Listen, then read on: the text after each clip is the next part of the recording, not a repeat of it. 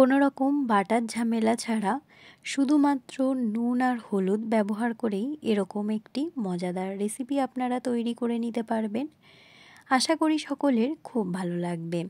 কাঁকরোলের এরকম একটি রেসিপি থাকলে দুপুরে কিন্তু খাওয়ার পাতে সবার মন জয় করে নিতে পারবেন। তাহলে সম্পূর্ণ ভিডিওটি দেখার অনুরোধ রইল।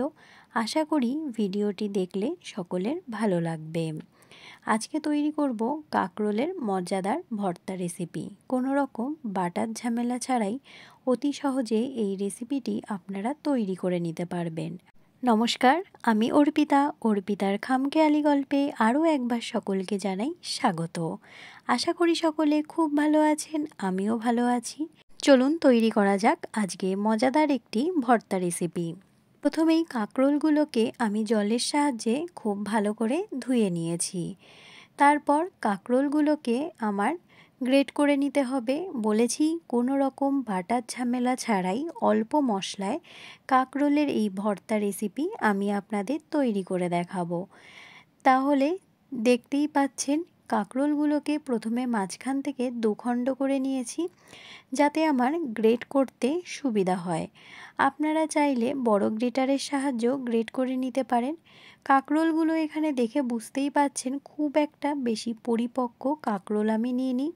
কাঁকরোলটা একটু কচি থাকলে আপনাদের গ্রেট করতে সুবিধা হবে। তাহলে কি হবে, কাঁকরোলের যে বীজগুলো আছে সেগুলো বেশি একটা পরিপক্ক হবে না। খুব কম সহজেই আর খুব কম পরিশ্রম ছাড়াই আপনারা কাঁকরোলটাকে গ্রেট করে নিতে পারবেন। দেখতেই পাচ্ছেন আমি কাঁকরোলগুলোকে গ্রেট করে নিয়েছি, অনেকটাই মিহিভাবে গ্রেট করে নিয়েছি। এবার আমি মূল রেসিপিটি তৈরি করব। তার জন্য প্রথমেই নিয়ে নেব হচ্ছে সরিষার তেল। যে কোনো ভর্তাই কিন্তু সরিষার তেল ছাড়া কখনোই সম্পূর্ণ হয় না। প্রথমেই নিয়ে নিয়েছি সরিষার তেল। সরিষার তেলটাকে খুব ভালো করে গরম করে নিয়েছি। এবার ব্যবহার করব ফোড়নে শুকনো লঙ্কা। শুকনো লঙ্কাগুলোকে মাঝখান থেকে ভেঙে নিয়েছি। এখানে আমি 2টো শুকনো লঙ্কা ব্যবহার করেছি। আপনারা আপনাদের কাঁকরোলের পরিমাণ অনুযায়ী ফোড়ন ব্যবহার করবেন। এবার ব্যবহার করেছি গ্রেট করা রসুন। ভর্তা তো রসুন ছাড়া কখনোই সম্ভব নয়। আর ব্যবহার করলাম খুব সামান্য কালো জিরে। কালো জিরেটা আপনাদের সম্পূর্ণ অপশনাল, আপনারা চাইলে কালো জিরেটি স্কিপ করে যেতে পারেন। কিন্তু রসুন ছাড়া কিন্তু ভর্তা একদমই সম্ভব নয়। শুকনো লঙ্কা রসুন ফোড়ন একদমই ভর্তাতে 100% ভাবে লাগবে। দেখতেই পাচ্ছেন এখানে ফোড়নটাকে কিন্তু খুব ভালো করে আমি ফ্রাই করে নিচ্ছি। কাঁকরোলের এরকম একটি সহজ রেসিপি আপনারা বাড়িতে তৈরি করে খাওয়ার টেবিলে যদি সার্ভ করেন সকলের মন জয় করে নিতে পারবেন। দেখতেই পাচ্ছেন যখন আমার ফোড়ন থেকে খুব ভালো স্মেল বেরিয়ে এসেছে তখন গ্রেট করে রাখা কাঁকরোলগুলো আমি দিয়ে দিয়েছি। ফোড়নের সাথে খুব ভালো করে কাঁকরোলটাকে মিক্সড করে নিতে হবে।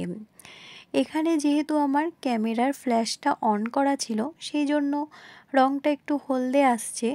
প্লিজ আপনারা সকলে এটিকে ক্ষমাসুলভ দৃষ্টিতে একটু দেখবেন। দেখতেই পাচ্ছেন খুব ভালো করে ফোড়নের সাথে কাঁকরোলটা আমি মিক্সড করে নিয়েছি। এবার হচ্ছে খুব ভালো করে রান্না করতে হবে। কাঁকরোলে এবার দিয়ে দেব পরিমাণ মতো লবণ। লবণটা এই কারণেই দিলাম এই পর্যায়ে, তাহলে কাঁকরোল থেকে একটু পরিমাণ জল ছাড়বে, সেটা দিয়ে কিন্তু কাঁকরোলটা খুব ভালো সেদ্ধ হয়ে যাবে।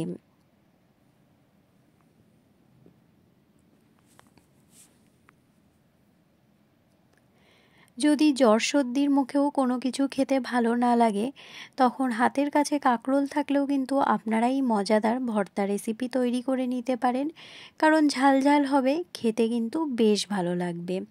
লবণ দিয়ে বেশ ভালো করে মিক্সড করে আমি দেখতেই পাচ্ছেন চামচ বা হাতার সাহায্যে এরকমভাবে মিক্সড করে নিচ্ছি। তাহলে কি হবে, নিচে লেগে যাওয়ার কোনো একটা সম্ভাবনা থাকবে না। এই পর্যায়ে যে সকল বন্ধুরা আমার ভিডিওটি কন্টিনিউ করছেন কিন্তু একটি লাইক দিতে ভুলে গেছেন, প্লিজ একটি লাইক দিয়ে ভিডিওটি কন্টিনিউ করবেন। আপনাদের একটি লাইক কিন্তু আমার কাছে অনেক গুরুত্বপূর্ণ।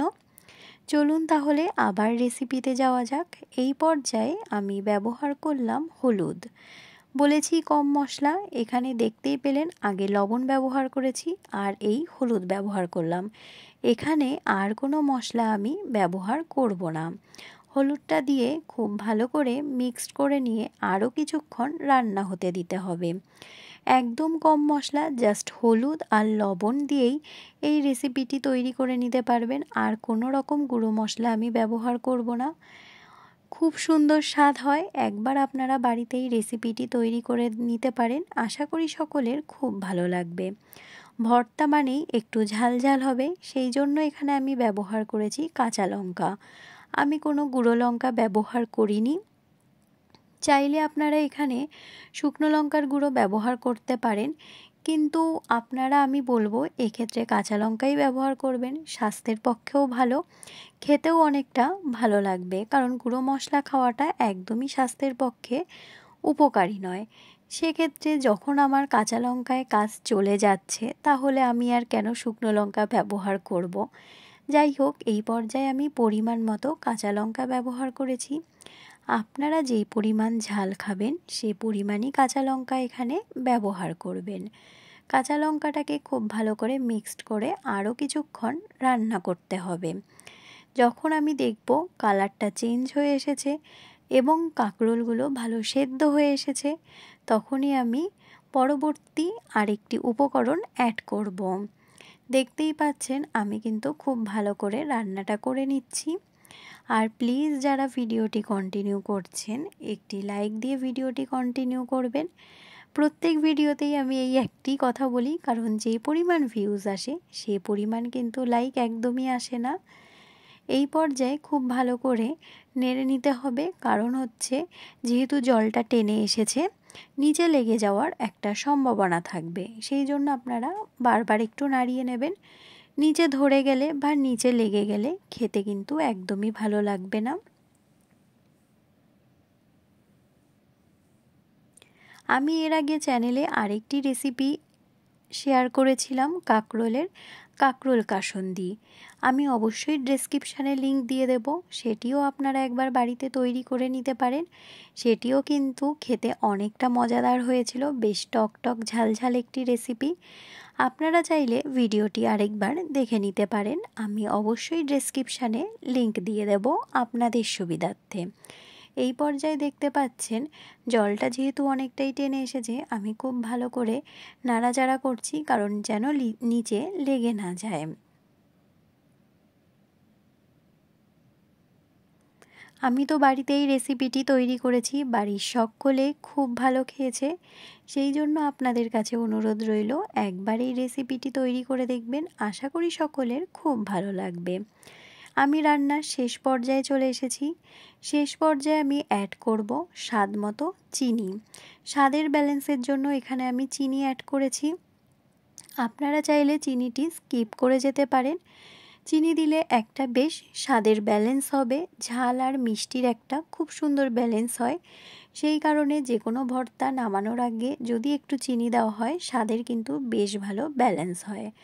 রেসিপিটি কিন্তু আমার তৈরি হয়ে গেছে। এবার আমি একটি পাত্রে সার্ভ করে নেব। কেমন লাগছে আপনারাই বলুন। আর রেসিপিটি অসাধারণ খেতে হয়েছিল। আমি অবশ্যই খাওয়ার পরে ভয়েস ওভার দিচ্ছি, সেই জন্য আপনাদেরকে বলতে পারছি। ভালো লাগলে অবশ্যই কিন্তু একবার বাড়িতে ট্রাই করবেন। আশা করি সকলের খুব ভালো লাগবে। গরম গরম ভাতে খুব সহজ পদ্ধতিতে তৈরি করা এরকম যদি একটি ভর্তা রেসিপি থাকে, তাহলে কিন্তু মন্দ হবে না। আর তাছাড়া কম মশলায়ও এই ভর্তাটা তৈরি করতে পারছেন, শরীরের জন্যও কিন্তু যথেষ্ট উপকারী। তাহলে আজকের ভিডিওটি কেমন লাগলো অবশ্যই কিন্তু কমেন্টের মাধ্যমে জানাবেন। ভালো লাগলে পাশে থেকে যাওয়ার অনুরোধ রইল। আজকে ভিডিও এখান থেকেই শেষ করছি। অন্য কোনো দিন ব্লগ ভিডিও বা রেসিপি ভিডিওর সাথে দেখা হবে। ততক্ষণ সকলে ভালো থাকবেন, সুস্থ থাকবেন, আর অবশ্যই কিন্তু নিজেদের খেয়াল রাখবেন, সকলকে ভালো রাখার চেষ্টা করবেন। নমস্কার।